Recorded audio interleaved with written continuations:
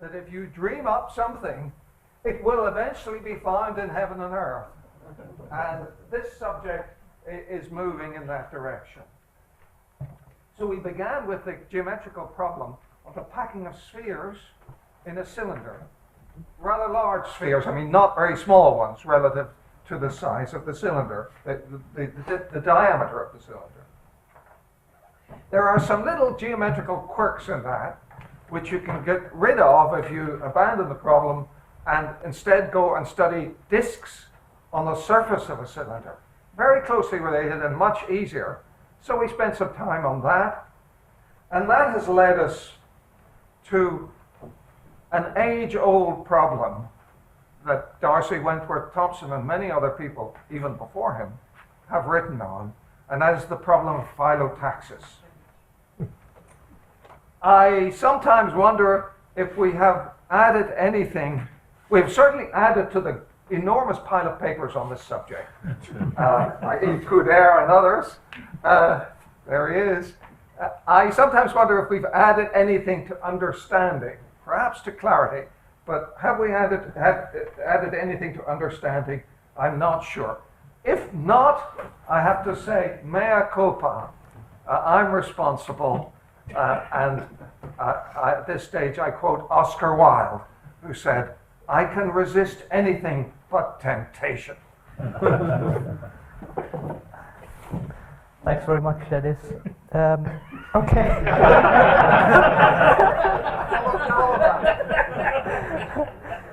I'm afraid what's going to follow now is a pretty mundane talk with all the details and all that stuff. So just bear with me.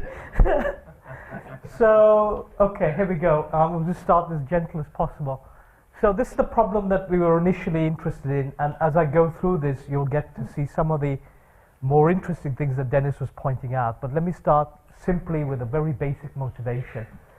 So the question we were concerned with is, what is the best way to pack spheres in a cylinder? And the kind of mental image that we have is, for example, you could do simple experiments with perspex tubes and have a perspex tube with a certain diameter and have ball bearings all of the same diameter, and you could pour the ball bearings in there and perhaps make some interesting structure. I've recently expanded this diagram to include these two examples as well, which we've done recently.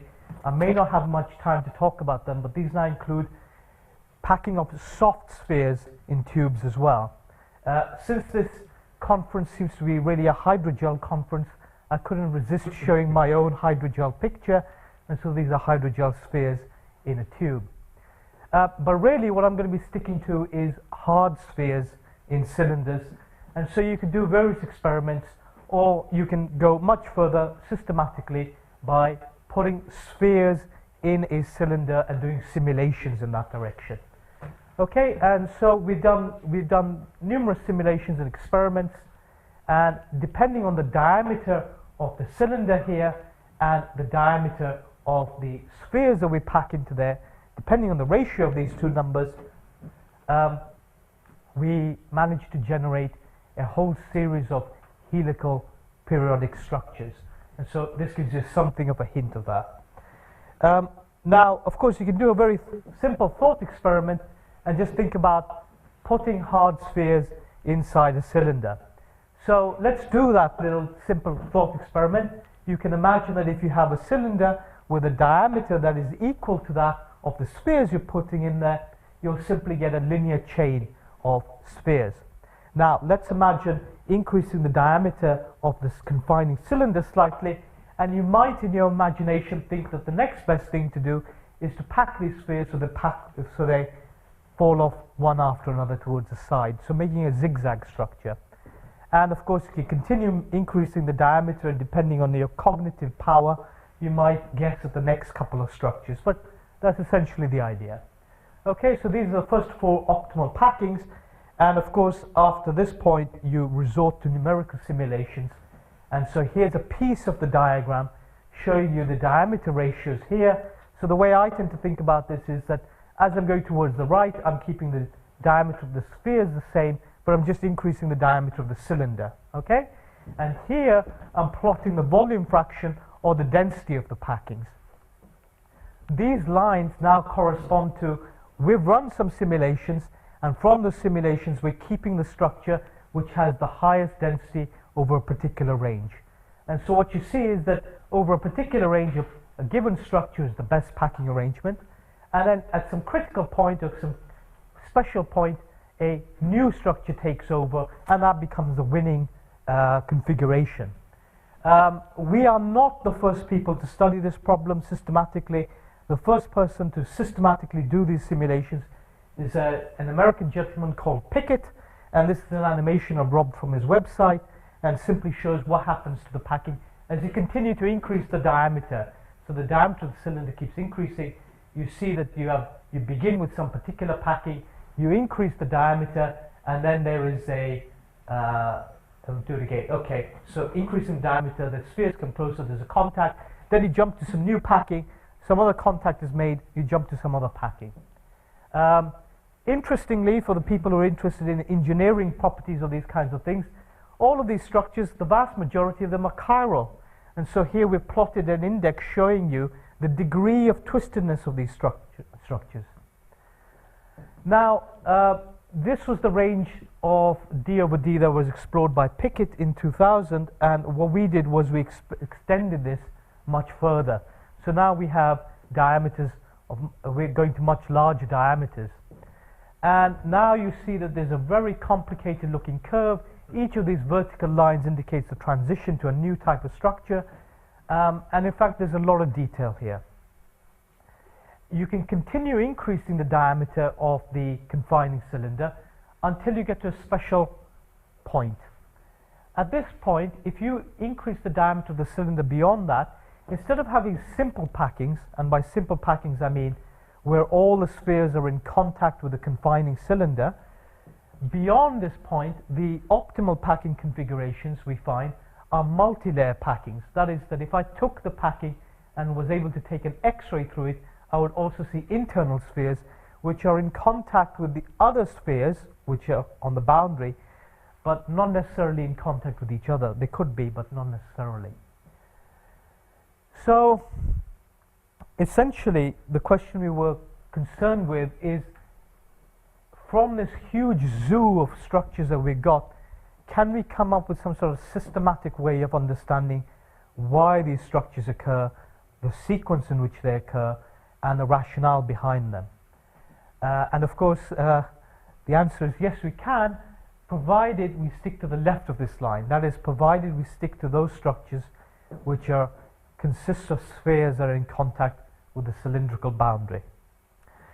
And that's what I'm going to do now, is I'm going to explain that way of thinking about things. Okay, so let's just concentrate on these simple packings for a moment. So these simple packings are such that if you look at them from above, you'll see that they're enclosed within some sort of cylinder, some cylinder of diameter d. But since all the spheres are in contact with the confining cylinder, that means all the spheres in this packing have their centers on the surface of an inner cylinder, d prime. Okay, so you can easily calculate the diameter of that.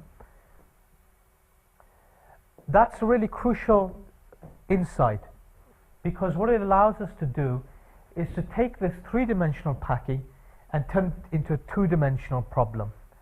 So if I look at this arrangement here, I can take each of these points as being a sphere center, and I can roll this packing out onto a plane. So d prime theta is simply, as I go from this side to this side, I'm going around the cylinder once. So I'm going from here to here, for example, or in this packing, around once. Z is, of course, along the length of the cylinder in this direction. And so I can map the sphere centers to being points on the two-dimensional plane. There's another crucial insight which I won't use immediately. I'll come back to that later, but it's important that you keep this in mind. If I look at the intersection of these spheres with the cylindrical surface, they actually make oval-like shapes. And the reason for that is because this surface is curved and you have a sphere on the surface of that. And if I unroll that, you get this oval-like shape. It's only in the limit that this diameter of the cylinder becomes infinitely large that you go from this oval-like shape to a perfect disk. So that's on the limit that this becomes a flat plane. Okay, so I just want to keep that little geometric point in mind. And now what I'm going to do is I'm going to take all of those packings that I had previously in that graph I showed you, that huge zoo of packings, and tell you what we did with them. What we did was we started unrolling them onto the plane and starting to classify them. And when we unrolled them and looked at the resulting pattern, we found that we had two particular types of patterns. Okay. One was, if we unrolled onto the plane, one set of patterns was where each of the spheres that you have were in contact with 6 other spheres. So this one is contact with 1, 2, 3, 4, 5, 6 spheres. And that corresponds to the 6 nearest neighbors for any particle on this diagram here. And so there were special points at which we found these maximal contact packings. However, at other points along the diagram, we had another type of packing, and I don't think you can see this very clearly, but the idea is that you have most of the particles again have 6 nearest neighbors, so 1, 2, 3, 4, 5, 6. But there's a special line here, these sort of defects that go across the unrolled diagram, in which you had 5 nearest neighbors. You can just about see that here because there's a gap in the packing that you see here, and this gap spirals along the length of the cylinder. And that is reflected in the diagram here. So essentially we had 2 different types of arrangements. One was this type of arrangement, and this is another type of arrangement. And so the question was, can we understand what these 2 types of packings, a perfect packing and some sort of defective packing, were telling us about packing in a cylinder? So now this brings me on to the next bit, which was we reduce the problem to something simpler. We think about a simpler problem by, instead of packing spheres on the surface of a cylinder, we're instead concerned with packing disks on the surface of a cylinder. So instead of spheres inside the cylinder, we think about disks on the surface of a cylinder. So, okay, it's well known that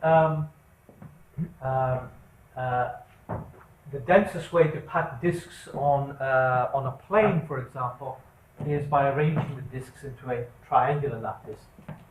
Okay, so here's a triangular lattice, and this is the packing fraction or area fraction in that case, and the area fraction, the packing fraction, number of disks per unit area, if I have a square lattice. Okay, so if we already know that's the best way to put disks onto the surface of a cylinder, and our simple packings look a bit like a 2-dimensional problem of packing disks on the surface of a cylinder, can we use this to gain some insight? So the first thing is, can we put a packing of disks onto the surface of a cylinder? We can do that if we define a periodicity vector. So here's a triangular lattice of disks, and I can define some point on the lattice and some other point, and this defines a vector. And what I can do is I can take a cut. I can cut along a line which is perpendicular to this vector from this side, and another line which is perpendicular on this side, and excise this section to make a rectangular section. And then this rectangular section can be wrapped onto the surface of a cylinder of the appropriate diameter. Okay? So, provided you happen to have a cylinder of just the right diameter, which is any one of these, where you can define any one of these vectors, you've solved the problem of packing disks as densely as possible on the surface of that cylinder. A little bit of notation, which is in fact extremely useful for the rest of the stuff. Each of these, sorry, these haven't come out very well, these diagrams, they look a bit bleached. Each of these wrappings can be associated with a unique index. So for example, if I was to take one point on the triangular lattice and another point on the triangular lattice, this particular point can be associated with 3 indices or phyllotactic indices. Since to get from here to here, I take 5 steps along this side of the triangle and then 4 steps to here, or I can take 5 steps along this side and 1 step here, and so this has the indices 5, 4, 1. Hi. A disk is flat and a cylinder is curved. So are you curving your disk when you put them, or are you using a different notion of distance? so for the touching? Or Yeah, no, I'm just thinking of a piece of paper which I'm wrapping onto the surface of a cylinder. So the disc get the... Yes, curvature. exactly, Okay, exactly. good. Right, great. Okay, and there are a number of discrete choices I can make for such a wrapping. So here again is another example, 532 in this case. And what I'm going to do is I'm going to show you all the different choices I can have. Well, some of the different choices I can have. So here is an arrow, and as the arrow goes off and picks different points, I'm cutting along these lines which are perpendicular to the arrow and wrapping the resulting section onto the surface of a cylinder. And here is the associated phylotactic indices for each of these wrappings. Okay, and here is therefore the length of the periodicity vector. So as I go through these different choices, the length of the periodicity vector is getting longer and longer, but the density with which the disks wrap onto that surface of the cylinder will always be the same. It's the same as the density of putting disks onto the surface, a triangular disks in a triangular lattice on a plane. Okay, so it'll always give you the same result. Okay, and so you can say for these discrete values you've conquered the problem of wrapping disks as densely as possible onto the surface of a cylinder. And then comes the obvious question, what happens if I have a cylinder with a diameter or a circumference that happens to fall in between any of these 2 points? Okay, so how can I put a lattice or wrap disks as densely as possible in that case? So in this case, we tried a couple of different things, and both of these attempts proved fruitful ultimately. The first thing we tried was what would happen if we started with the triangular lattice, and this now defines a certain periodicity vector. But now let's try to deform the lattice in the simplest possible way. What would happen if we sheared the lattice? In other words, let us keep two of the contacts, two disk contacts, maintain two disk contacts, but lose the third disk contact. Let me show you what happens in that case. This takes a few moments to start. There it is. Okay, I'm shearing the lattice, and as I do so, I'm continuously now changing the length of the periodicity vector. So I've broken the constraint of being only able to wrap patterns of a particular diameter onto the surface of a cylinder. I can shear the lattice intermediate between these between any two given points, and go from one particular wrapping to another wrapping. So let me just show you that again. As I'm shearing the lattice, I go towards a square lattice, for example. Speed this up a little bit. Okay, so here it is as a triangular lattice. Okay, and then as I shear the system, sorry. Okay, I'll point that out in a moment. So as I shear the system, I go to some sort of intermediate state. Here you have everything arranged like a square lattice, and then I can excise the wrapping between these 2 points, between the head and the tail of the arrow, and take this section and wrap that onto the surface of a cylinder. I can do that. Okay, so this is a sort of a homogeneous deformation of the lattice where there's no special disc. All of the discs are identical. They have the same number of neighbors, they have the same angles between the neighbors, and so on. So I start off with some sort of perfect arrangement where everything is 6 nearest neighbors.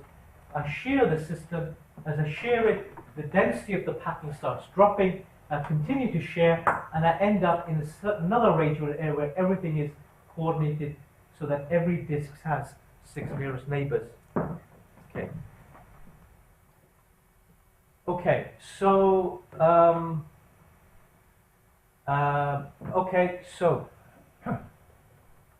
the other thing we tried was a less vigorous deformation of the lattice, where we keep most of the structure 6 coordinated, but we allow only a deformation to proceed along a line here. And so we call these line slip defects. And here you can see this sort of line slip going along the length of the cylinder. In this case, now we have to start off with some sort of perfect arrangement. We allow the system to have a line slip along the certain length, and then as you continue with the line slip, you end up at another structure, 642 for example, and this now involves a change in density which is not as big as the case with the asymmetric case, as a shearing the lattice. In the shearing case, all the discs change shape, the geometry changes around each of the discs, whereas in this case, we only keep the shear to one of the discs, plate lines. There are, of course, multiple choices that you can make, starting with some unique structure, and as you make these deformations, you can go to different ideal packings. So these are different choices you can make, and now I can say that we can start with some particular structure, and we can deform according to one of these line slips, and you get these sort of curves taking you from one particular structure to another structure. Of course, now what you want to do is you want to try to enumerate all the different possibilities you have, and here's the diagram you get, and this now starts looking similar, I hope, to the case that we had from our simulations. So I'll skip forward a little bit and just show you that case.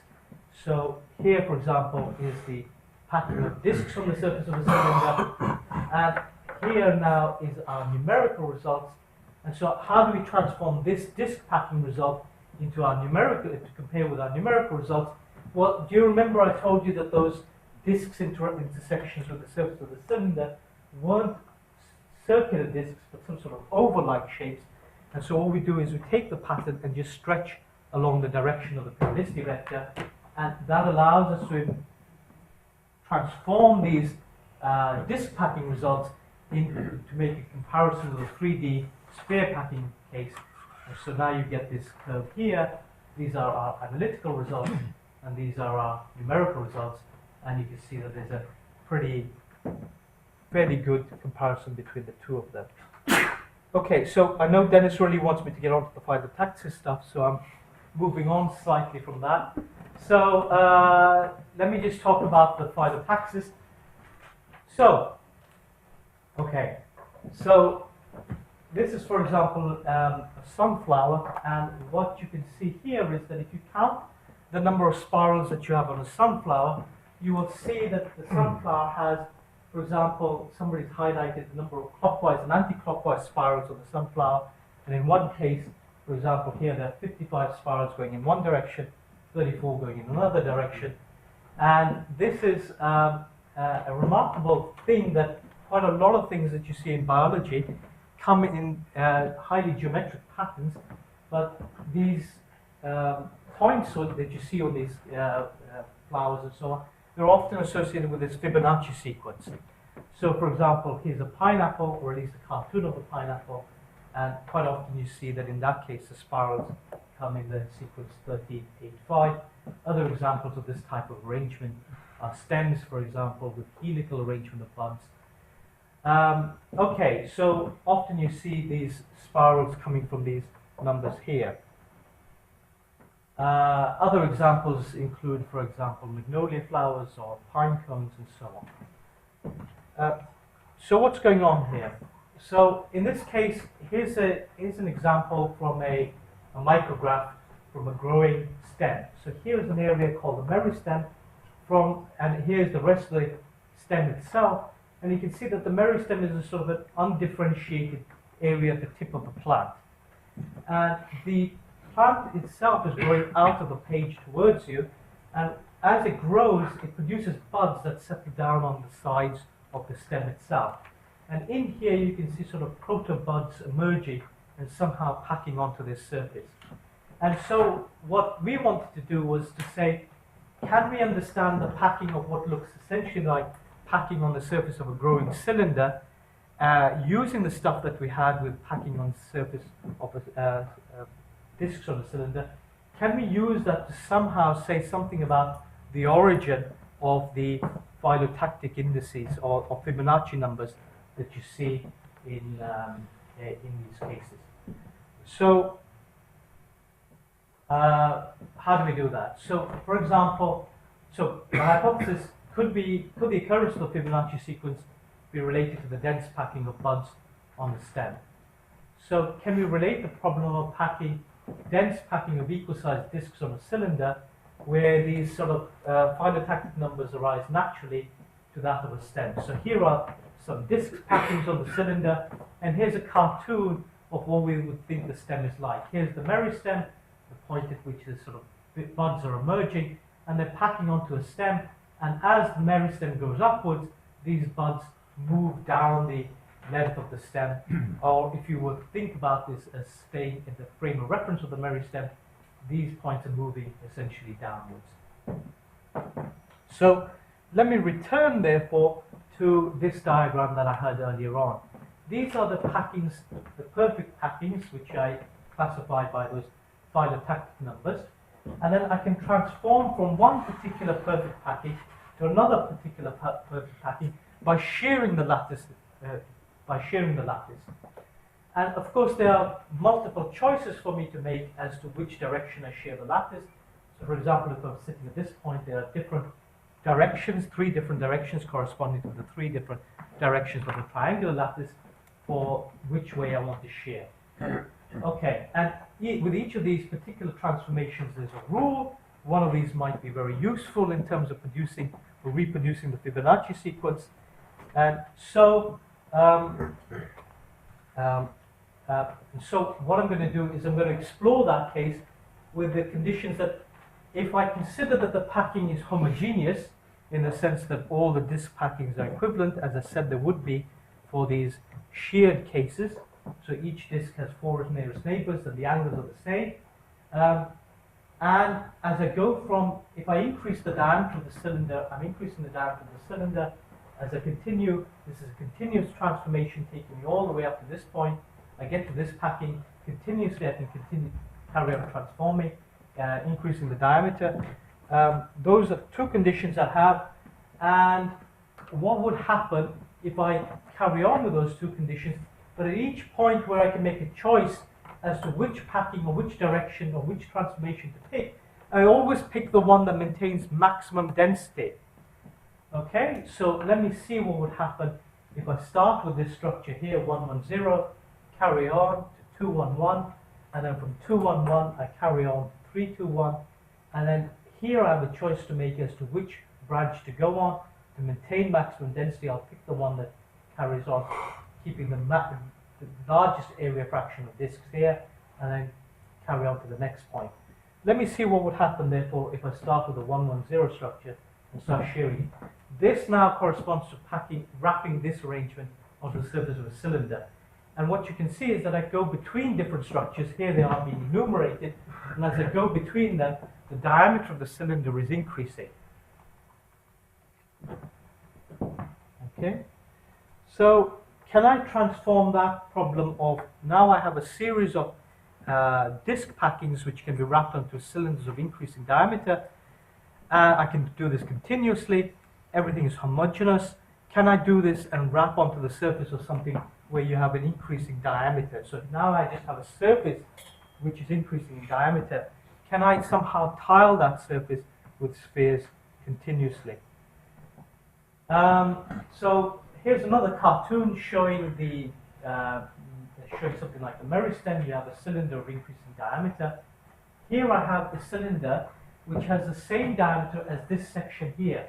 So of course, going back to that movie I was showing you of the increasing diameter of the cylinders, at any one moment I can pause that movie and say that is the diameter of the correct cylinder of the correct diameter, and excise a section from that cylinder onto this part here. So another part of the stem may correspond to a cylinder of a different diameter, and I can cut that out and put this on here. And so you can imagine that I could tile this surface with sections from these cylinders, but one important point is that I could have chosen any particular point along the cylinder to cut this section out and put it onto here. And so if you imagine that this window here is simply transposed onto this point here, if I allow this window to move upwards, it will correspond to these discs moving down inside this window. and there's a relationship which we can maintain, which allows us to continuously knit together what's happening here to what's happening at any other point later on, so that the number of disks that are passing through a section here is conserved, and we have the same number of disks passing through a section over here. So we can conserve the mass flux. In a simulation, of course, what I'm really doing, or practically speaking, what I'm doing, is I'm taking my 110 structure, for example, taking a section of that, then shearing the structure slightly, and then taking the next section down and putting that down, increasing the diameter slightly, taking the next section, and so on. All of this leads me continuously towards 211, and in each case I can take these sections, build up a series like this, and each of these then becomes something that I can wrap around the surface of a cylinder. And in a piecewise way, then I can increase the resolution of this process and build up onto something that's looking more and more continuous. So let me show you what that looks like if I now run the actual simulation itself. So this is the same problem as I was showing you earlier on. We've now increased the resolution vastly so that you're wrapping onto the surface of some growing diameter. You see this is the pattern which, if I took a line here, cut it open, and put it onto a plane, it would look like this. But this is in a sense wrapped onto this surface here.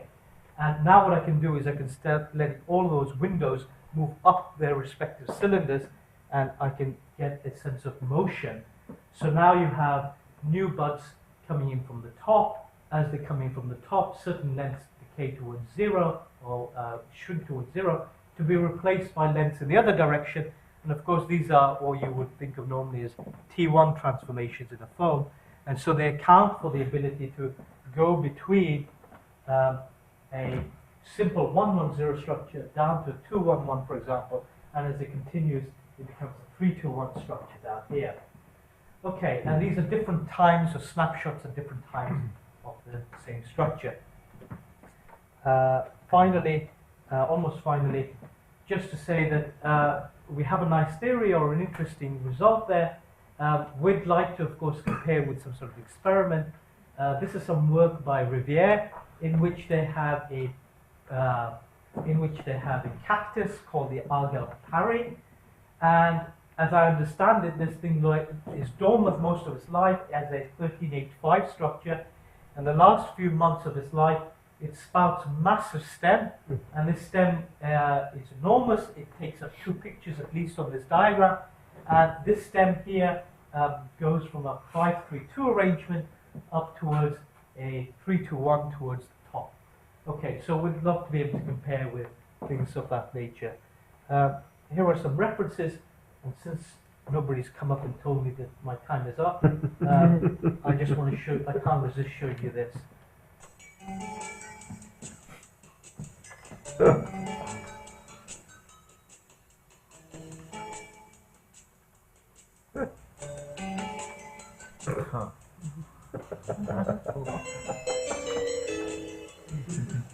Go.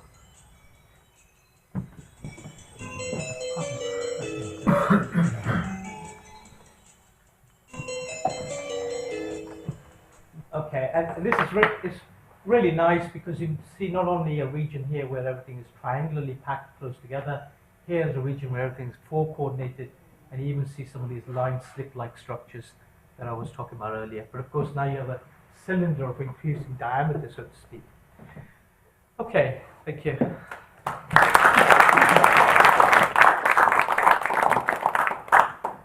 not sure how you're going to deal with questions. Maybe we'll do that. So, question. Thank you. There is a way to tile Penrose tiling on a cylinder. Have you considered quasi-crystals on this type of geometry, and how you would? So there's a guy called Patrick Charbonneau in the US. This is a paper by him here, and they followed our work by packing hard spheres in a cylinder, and they went to much larger diameters than we did. And they, in their simulations, found what they claim to be genuine quasi-crystals, helical quasi-crystals in packing spheres in the cylinder. That is, when they pack them into the cylinder, there's no periodicity length. There's no length at which the structure repeats itself again. In my case, I confine myself to creating structures which are periodic screw periodic along the length of the cylinder. So they say they found one, and I know the Coxeter helix is another structure which would be a quasicrystal, which we haven't considered within this scheme here. The interest in packing on a torus. Yes, I think that would be a very interesting problem. And what you would then have is that since you have in the case of the cylinder, since you have a line slip in one direction at the moment, in the torus, because you have periodicities in two different directions, you probably get line slips in two directions as well. So that's nice. The only problem we have is slightly that the torus has a Gaussian curvature, and that Gaussian curvature might make it difficult to compare sphere packings inside a torus with packing disks on the surface of a torus, but nonetheless, packing disks on the surface of a torus is a very fruitful problem to consider.